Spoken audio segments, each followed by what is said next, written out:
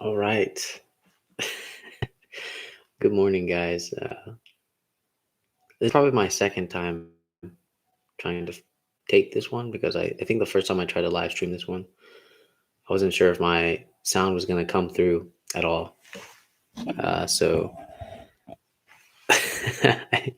hopefully everything uh, is going to sound fine. But anyways, I think this is a topic that was eventually going to be talked about, and something that I just have a distaste for, and it always, yeah, it always. Okay, so let's just go into it, right? Let's talk about intellectual male rivalry. And I think this is a very specific kind of male rivalry that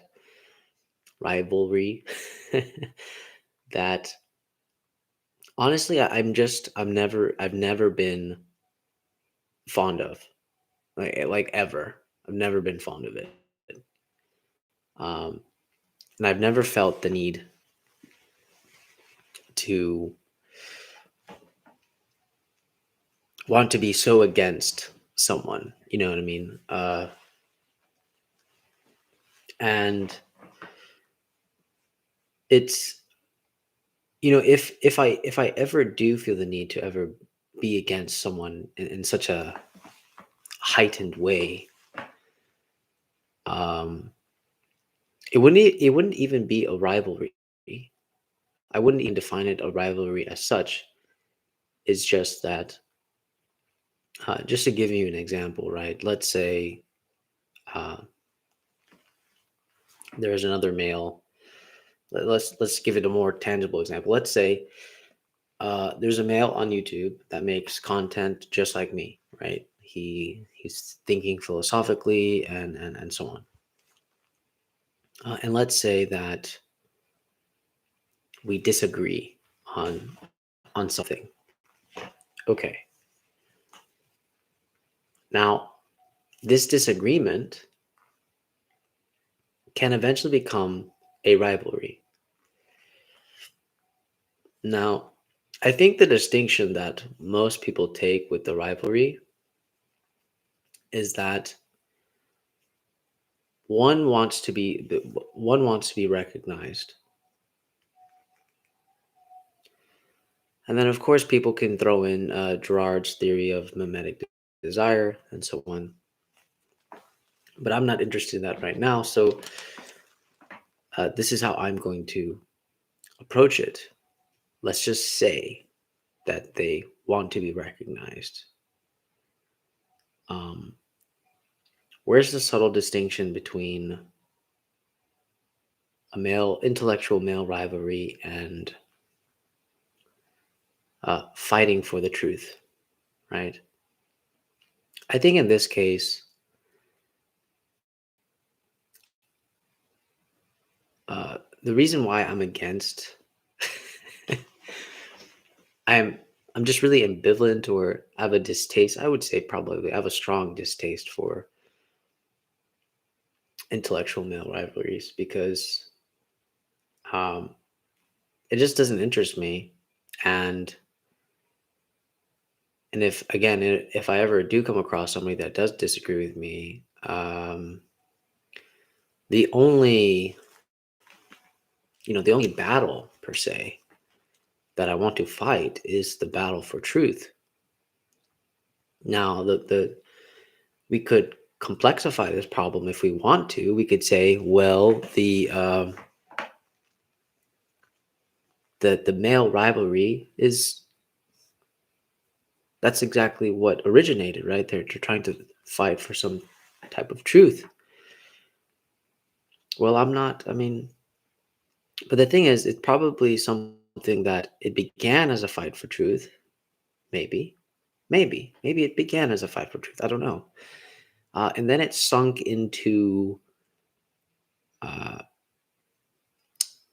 like, you just forgot what you were doing. Like, you actually forgot your own initial purpose, your own initial reason for why you began this fight.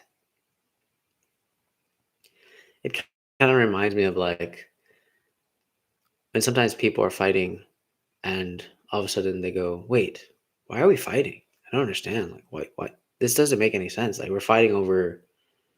How did we end up fighting over uh, these like this cup of soup or something? You know, like how did we get here? How did we end up fighting for this? This doesn't make any sense." Um, I feel like a lot of intellectual male rivalries are kind of like that, but of course they never end like that. You know what I mean?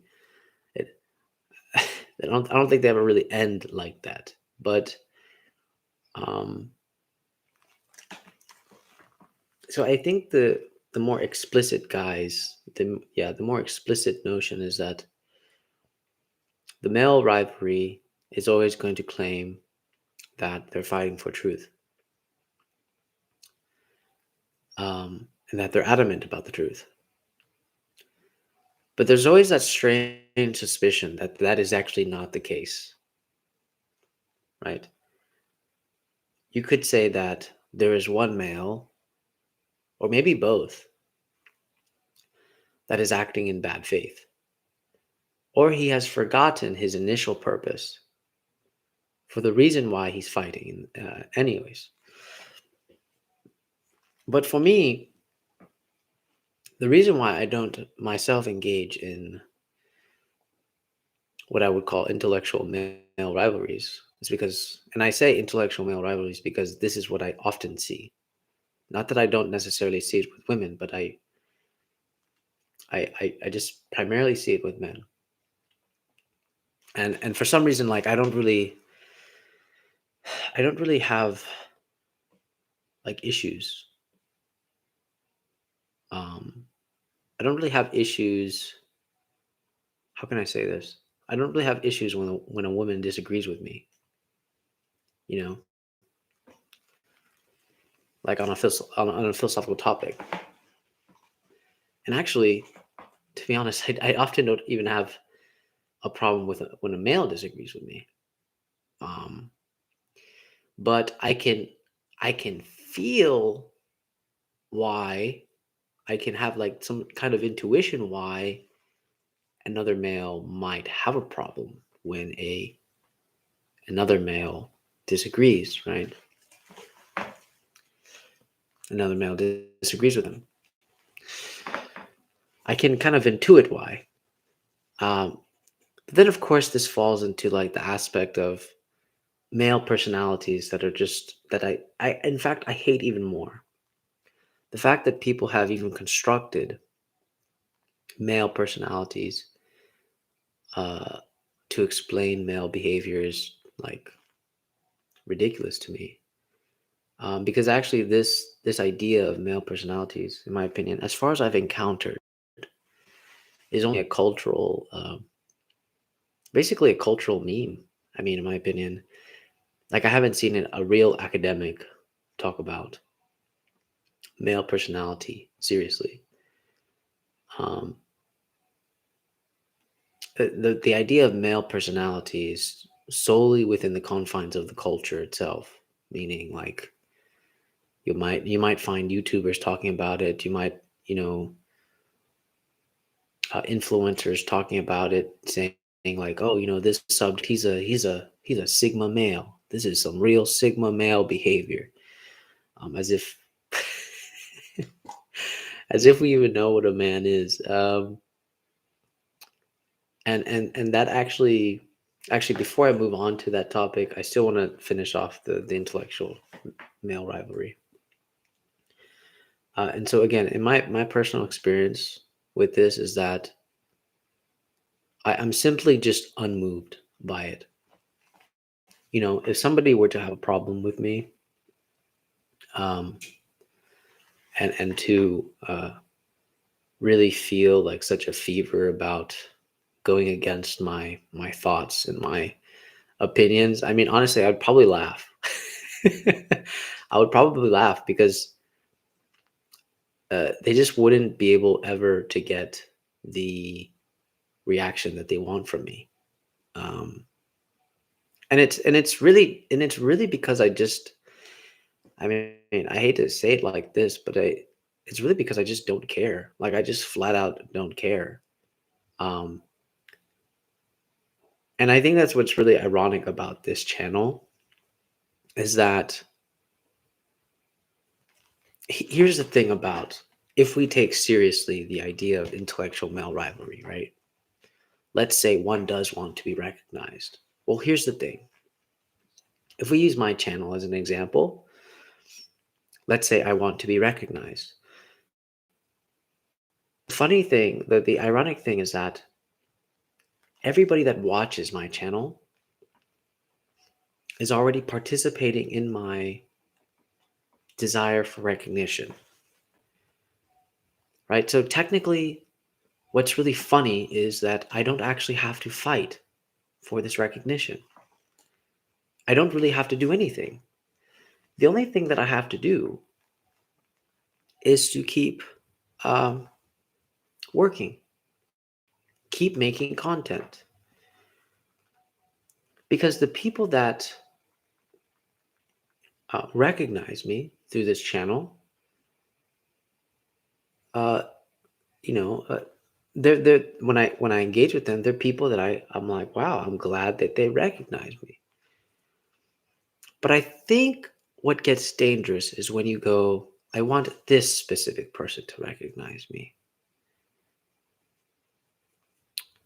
And I feel like if your work never matches that person, they're never going to recognize you. You understand what I mean? Like, how can I put this? Um, this is a very outlandish example, but it, it kind of it would prove my point. So let's say I want to be recognized by Steve Carell, right? He's on The Office. Let's say I want to be recognized by him, but I keep making these philosophical videos. Well, I'm not really going to be recognized by him, am I? Because I'm pretty sure Steve Carell probably doesn't have enough time to engage with small subscriber YouTube makers, you know. So my wanting to get attention from him is not going to work through the specific work that I'm already doing. So that means I have to sort of go out of my lane to grab his attention. And the moment I do that, uh, it's kind of like, what are you doing? You know what I mean? It actually reminds me, and the reason why this is so discomforting when I hear this, when I hear people do this, and the only time that I've done this, actually, it hasn't actually been with a male, um, but it's been in parallel terms of like when I really like a girl, and this is when I was younger. When I really liked a girl, when I was young, and I used to really like a girl, I would want to like all the things that she likes because I felt that then she would really recognize me, right? Now, of course, I never went the other way around, where if she failed to recognize me, then I would just become like an extreme opposite towards her. No, that never happened. I would just be like, oh dang. But actually, I would say that it's because I wasn't truly being myself, whatever that means. I guess as substitution for saying truly being myself, because I wasn't doing what moved me, right? The things that moved me. If I, the fact that I wasn't participating in things that moved me as a person, and this is what I will define as being myself, because things that move you can always change and so on. Uh, if it weren't for this fact, if I didn't participate in this, of the things that move me, she's not going to recognize me because it's just pure. There's no difference. There's no difference. And as much as like we'd like to think that we'd enjoy somebody identical, sometimes actually what we enjoy more is the subtle difference between ourselves. But I want to say that actually there's an aspect of us that intuit uh, an enjoyment about difference. Um, and I think it's primarily because it can add something to ourselves, right? And if I were to bring like Hegel into this, um, encountering somebody different is like experiencing the real time comparison where consciousness uh, is trying to match the notion with the object, right? And I really feel like this is the real time, and this is the real difference that you experience. But at the end of the day, even if the object and the notion don't match, it is still for consciousness itself. It is still for consciousness. So to look at this difference, it's still for us, right? It's still for us. It's still for you. The difference is still for you. So again, that's why I'm not really fond of intellectual male rivalries. Like, I don't think anybody's ever really gotten me riled up that way. Now, I have been riled up in the sense that I wouldn't mind debating somebody on a specific topic. Um, and I would say the only thing that gets me riled up when I encounter like similar, uh, like males in the same sphere, is that when I feel that there's a male in the group that is in bad faith, or he's not really aiming for truth, he's just there to sort of rile people up. That is something that I personally take beef with. I personally take beef with that, and um, because it's for me, it's like I'm here as a thinker to attempt to know truth. But then if there's this nonsense about I want this specific person to recognize me, it's like for me, it's like annoying. It's like it's like it distracts me away from my actual mission. And I'm sorry to use like army language here, but it's true, right? Like the army has sort of ingrained in me, like, okay, look, uh, you always focus on the mission and so on, and try not to distract yourself away from the mission. Um, of course, there's always complications with the idea about completing the mission, but um, I always just feel like those nuisances of you know when we are in a group and we're trying to pursue truth in a sincere way. uh, I just feel like the male rivalry isn't necessary. And if the two males that are fighting and they are sincerely about truth, I don't even call it a male rivalry. Yeah, I think it would actually be wrong to call it a male rivalry. I think it's actually what I would actually call it is an actual fight for truth. It is an actual fight for truth. And so this is, in my opinion, a fight to pay attention to, a fight to watch, a fight to learn from. So I just want to make those very subtle distinctions. The other thing, and I think I spent a very long time talking about that. And the other thing is the idea of being a man. Okay, so the idea of being a man. Well, I've been reading a bit of Hegel, as you guys know. Right now, I'm in the chapter on unconsciousness, where Hegel talks about sense certainty,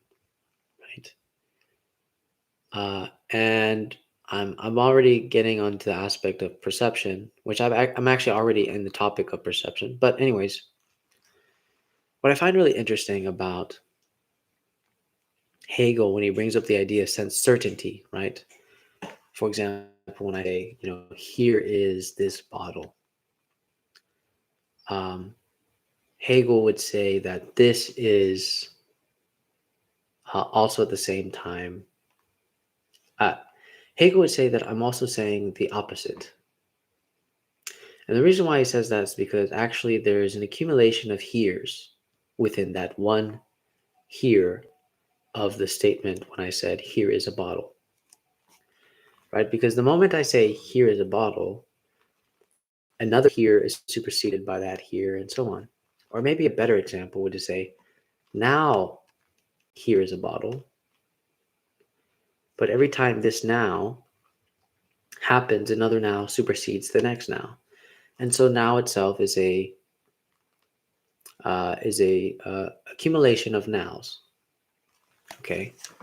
Now, what I want to take now, uh, what I want to do is take the idea of, or the the name man itself, right? Man, being a man. So there's man itself is universal, right? So borrowing Hegel's thing in its uncertainty, I would actually say that man, the word man, is universal, and that every time we talk about being a man, we can never actually say what we mean. Uh, and so this is the problem. Uh, Now, I am strictly abstracting this. I'm doing a very extreme abstraction here because I'm not talking just solely about uh, being a male, right? I think there's a conflations, and actually, maybe perhaps this is a very good example. Is that being a man? We don't even know what being a man is, really, and I'll tell you why. Because most descriptions of what people say about being a man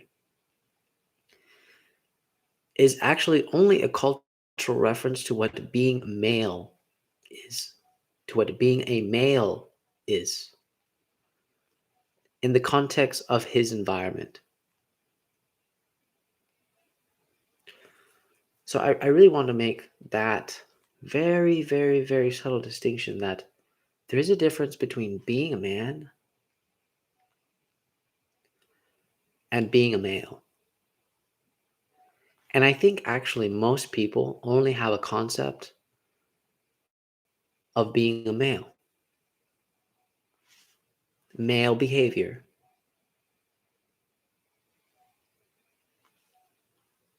And so, in that sense, we could say the idea, the cultural references of male personality, like Sigma male and so on, yeah, sure.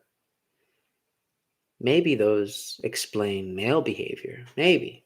But I don't even take those theories seriously, or I don't even take those male, beta, alpha, beta, sigma. I don't even take that shit seriously because it's ridiculous. Like, I think it's ridiculous. I mean, uh, the fact that you have to, the very fact that somehow we have, it's fun. I don't know. There's something really hilarious about the idea that, and of course, it had to be a male that did this.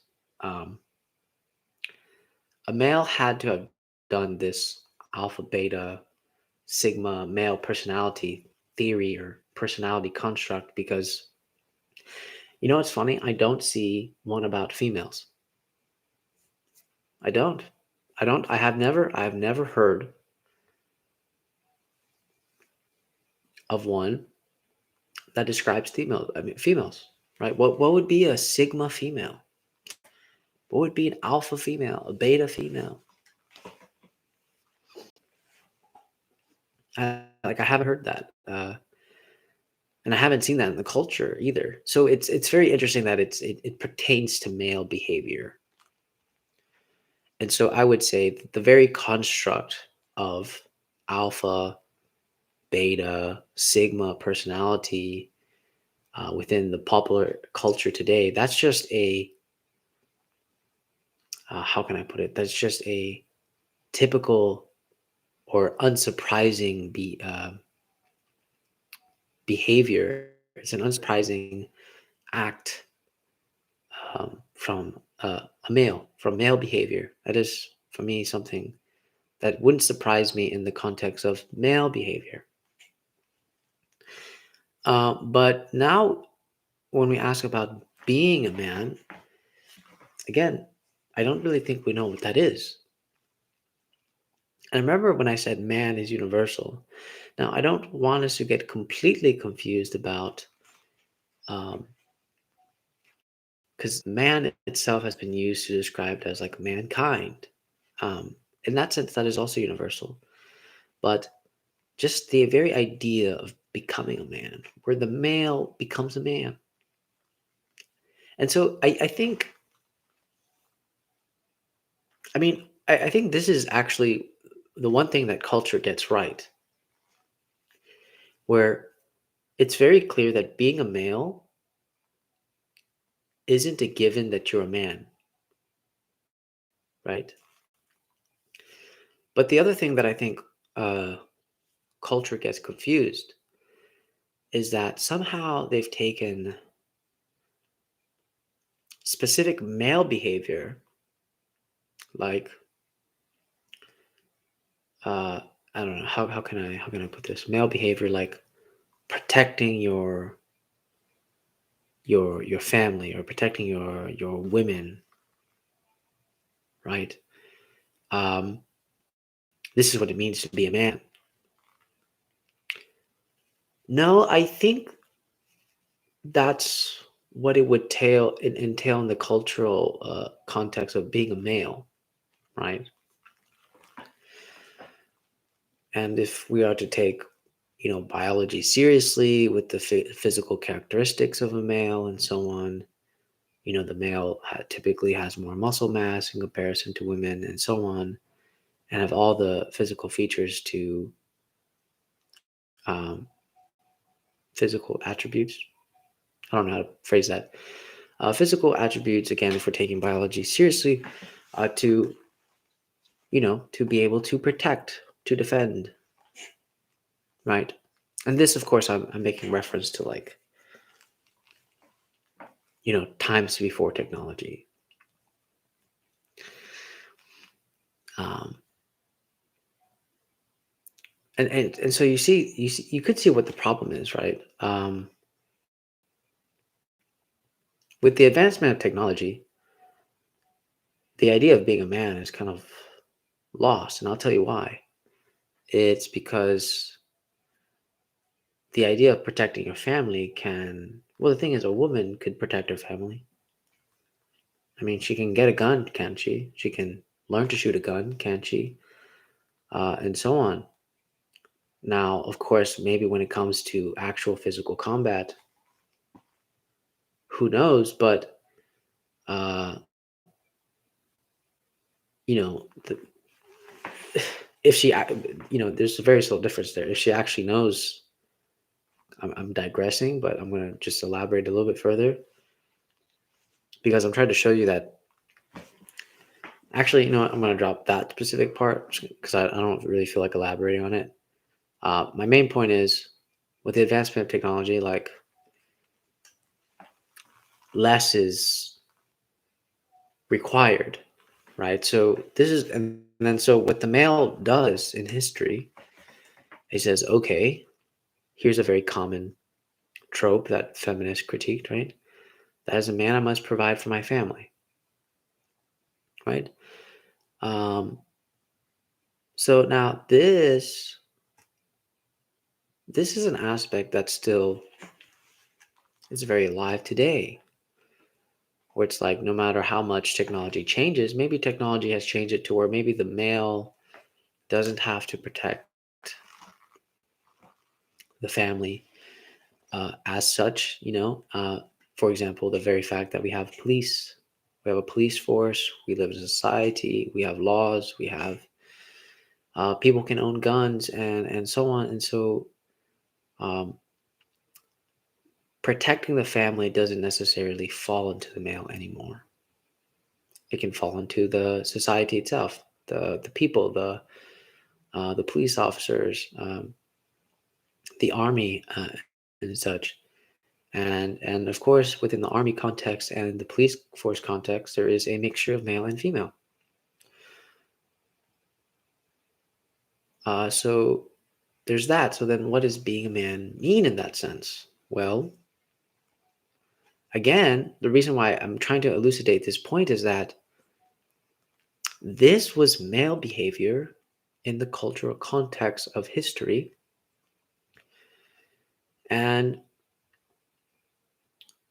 the idea of being a man is still not exactly furnished. But I think being a man, if I were to kind of like hurry this up a little bit, because I wasn't planning on talking this long, being a man, in my opinion, is about a specific qualitative state. Um, so I'm going to get very Hegelian here. I'm going to get very Hegelian here, where being a man has to do with some type of passive contemplative act. Um, because what's really funny is that actually male behavior is rather reactionary. But being a man, um, and this is, borrowing from Hegel, uh, and in my own interpretation of Hegel, is that there is something about the passive contemplation that makes you a man. Um, that now you supersede male behavior, just animal reaction. I'm going to protect my family. I'm going to do this. I'm going to, uh, and so on. Okay, so of course people can testify me on. I mean, they can contest me on that. But ultimately, the real value that I would stick to is what I define as being a man is a person that actually goes their own way. Um, they go their own way, and they also they it reminds me of the talk I had with Davoud when we had the drunk interview, where it's like what I'm trying to say is that in order to be a man in this context, you also have to know how to be a child first, and so you have to play things out. Because I think if you don't, and I honestly believe that society has not played it out, right? And if we were to really study from uh, a philosophy of humanity, I can't think of the words anthropology. Yeah, if we were to really look at anthropology, I think the primitives actually knew what it meant more to be a man than we do now. And the reason why I say that is because at least the primitives really engaged with the imagination. They really knew how to play it out. Uh, and they also had acts of initiation into like the society, into the male group, where something must die, right? Where eventually, I guess you could say that now you're ready after playing everything out. Now you're ready to be initiated, and become a member of the clan, and so on. And so this idea of being a man, I think society has even a less idea because one, we don't play it out, and instead those childhood or childish things inside of us, and here I can refer to the unconscious, is that those things play us. And so, in that sense, uh, being a man is lost, and instead, the only conception that we have is male behavior. We only have a better idea of what a male is. Uh, and for the last part, for the last part, uh, I put don't take yourself too seriously. And this is in reference to theories. And the reason why I say this is because, when Hegel said, of course, this is obviously going to be from all my readings of Hegel, in the mix of adding some I don't know, fresh interpretation of my own from my own eyes. But when Hegel said something in the section of sense certainty about we can't say what we mean, right?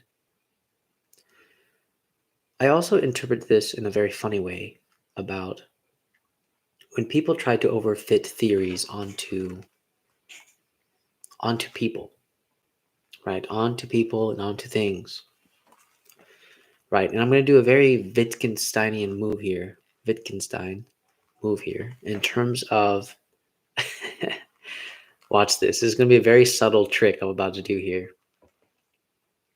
Um, but I'm going to finish what I'm saying first. So I don't like it when people overfit theories onto people, right?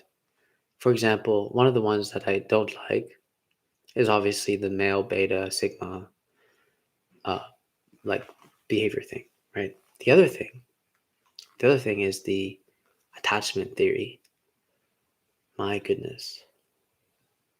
Though I do think the attachment theory itself has good, has a decent explanation for our way of attachment.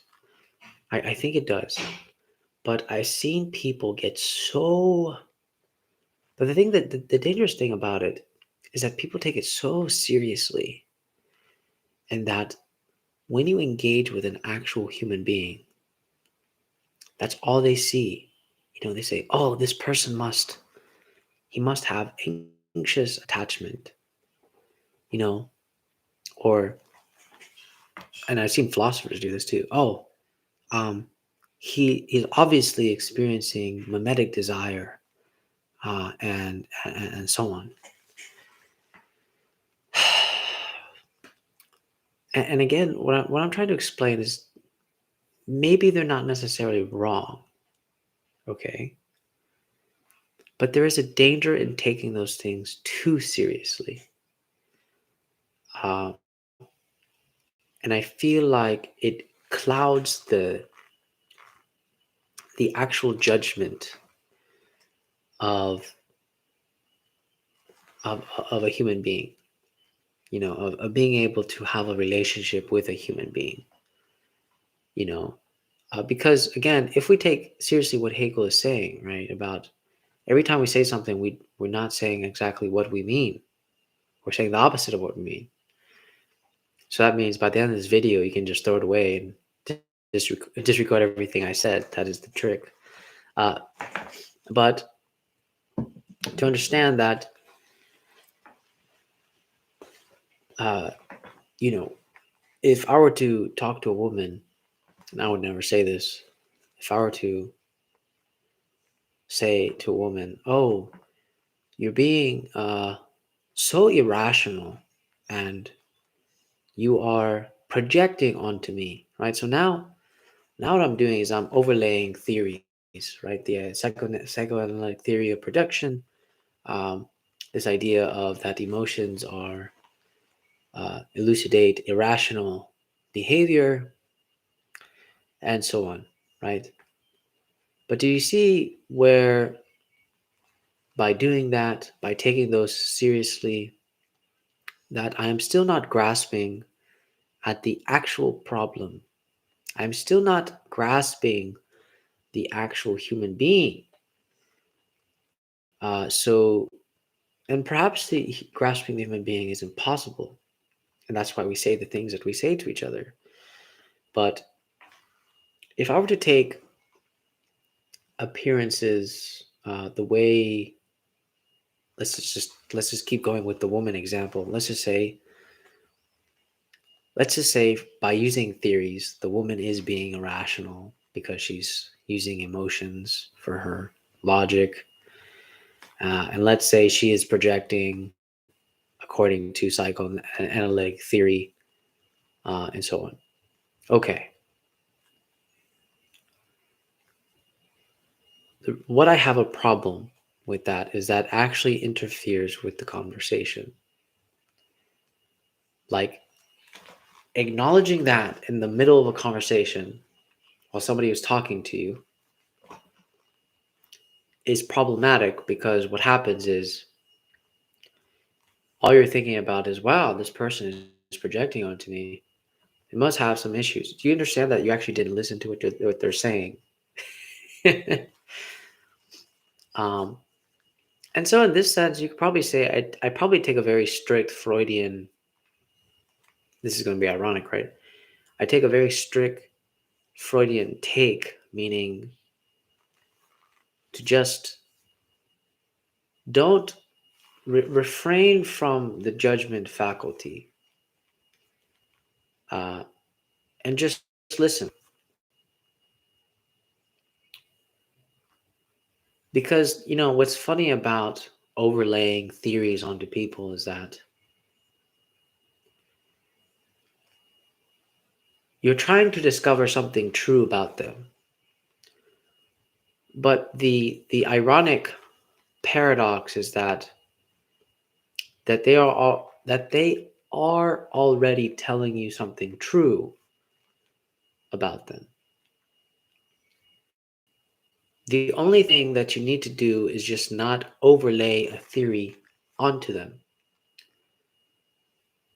You need to let the truth itself reveal itself as such from from the person itself, not the theory itself. The theory should not reveal the person and the truth about the person. I think that's what I'm really trying to say. God, it took me so long to get there to say that, and I finally figured it out how to say it. The theory should not be the revealing factor about the person. It is the person that should be the revealing factor, and so on. And so now it could be the case that when the person reveals itself, that it matches the theory. It could be the case. But what I want to say is that when you're interacting with somebody, I don't want them to start thinking theory and then trying to match it to them. Uh, and sometimes I think actually what could be the case is that all of this is too distracting. All of this is too, and there's dangerous loopholes to get into with theory. There's always a way to dismiss somebody completely. And that's the danger about theory, is that somebody can watch this video, right? It's very, very easy to dismiss me, actually. It's very easy. All they have to do is watch this video and say, Javier, I watched your video, and I must say that you probably have some really beta male personality. You're probably struggling with some Oedipus complex, and you are under the guise of a secret mimetic desire, and you probably have anxious anxiety attachment because you are making this video, and so on and so on and so on.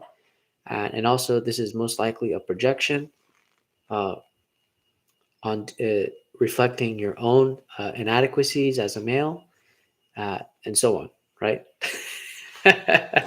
you, I, you could go like the person that would, if they take the theory seriously, they could go so deep into this and say all that stuff to me, and and it's like, but do you understand that I could do, like, if let's just say someone did say that to me, right? I could do the reverse, right? I could be like, oh, you disagreed with me, so actually it's you that's projecting and so on. And actually it's you that's engaging this sort of mimetic desire. And so now you want some type of rivalry with me and so on and so on and so on. Right. So you see the danger. And all I'm trying to like elucidate is this, like, theories, there's always a way to like do this really shitty move where you just like turn it back on the other person. I think they call that gaslighting.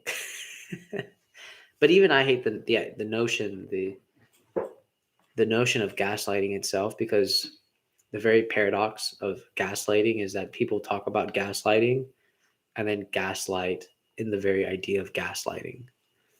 Uh, so I just want to express that. Like, I really do feel like people catch themselves in crazy, crazy paradoxes and crazy reversals, right? There's so many reverse Uno cards that you can do with theories that I just I just it really irks me because I'm adamant about just getting to know a person, and if that overlays into some theory, then I think you're missing the point. So, anyways, that's it.